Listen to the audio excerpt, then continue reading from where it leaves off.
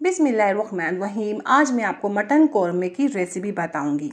बिल्कुल देग वाला कौरमा है, सेम देग वाला कौरमा, और बनेगा ये दानेदार। आप बहुत आसानी से खुद घर में बना सकते हो शादियों वाला देग वाला कौरमा। बहुत आसान रेसिपी है ये, बहुत लजीज। तो हम बनाना शुरू करते हैं। 250 ग्राम ऑयल तेज़ गरम करेंगे, बिल्कुल तेज़ गरम होना चाहिए ऑयल। तो 250 ग्राम हम प्याज डालेंगे इसमें।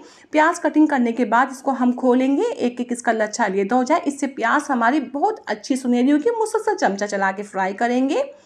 तो जब प्याज लाल होने लगती है तो आधी लाल हो जाती है, सुनहरी हो जाती है, हल्की आंच करके फिर हम करते हैं। देखिए प्याज ये सुनहरी हो चुकी है, इससे तेज़ कलर नहीं देंगे। चूल्हा बंद करके फटाफट प्याज निकालेंगे। मैंने किसी परात में डाली है प्याज, ये हवा लग के क्रिस्पी हो जाएगी और सॉफ्ट नहीं रहेगी ऐसे। तो देखिए ये अब मैं डाल रही हूँ मटन। 1 किलो मटन है। वॉश करने के बाद मैंने इसमें मटन डाला है। बस इसका कलर चेंज करना है, तेज़ आंच में कलर चेंज करेंगे हम।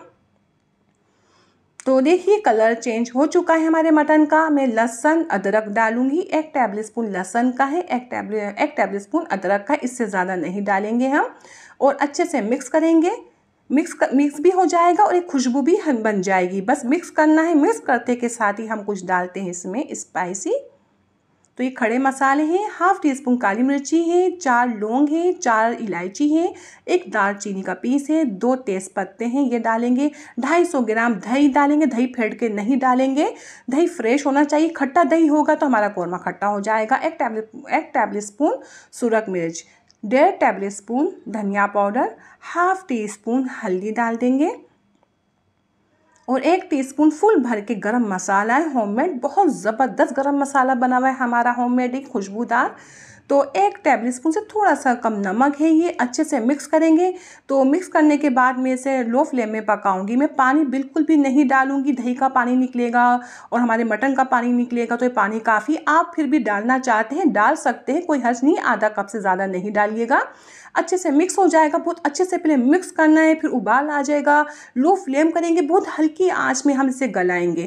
पानी भी ड्राई नहीं होगा हमारा और गोश्त भी गल जाएगा। तो देखिए हमारा गोश्त गल रहा है ये, और ये हमने प्याज हाथ से चूरा की। ऐसी दरदरी प्याज होगी तो दानेदार कौरमा बनेगा। तो आप प्याज को ग्राइंड नहीं करेंगे, दरदरी करेंगे आप प्याज।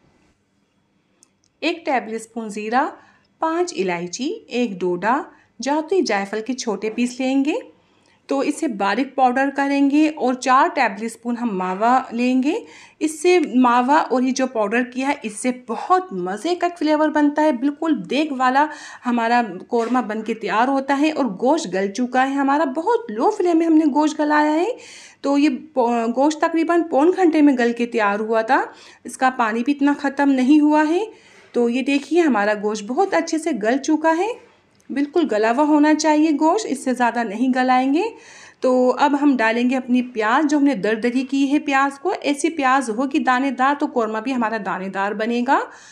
तो इस वक्त देखिए हल्की आंच है अभी। और ये पाउडर डाल देंगे जो हमने बनाया था आपके सामने।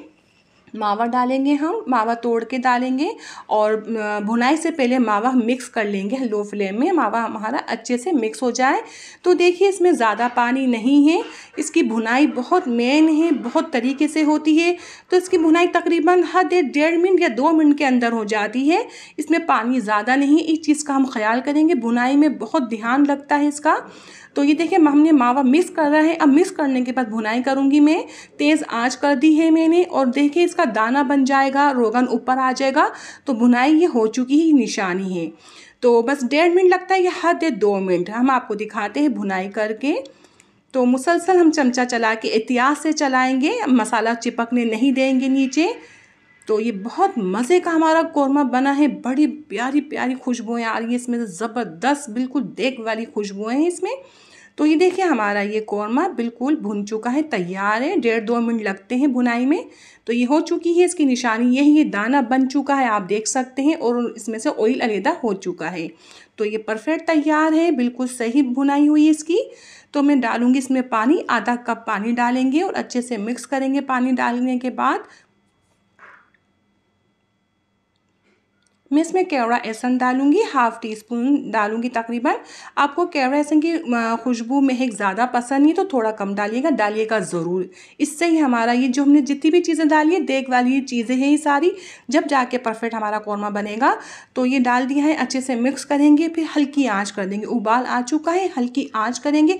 हल्की आँच में फिर हम दम लगा रहे हैं ये तकरीबन 15 मिनट का।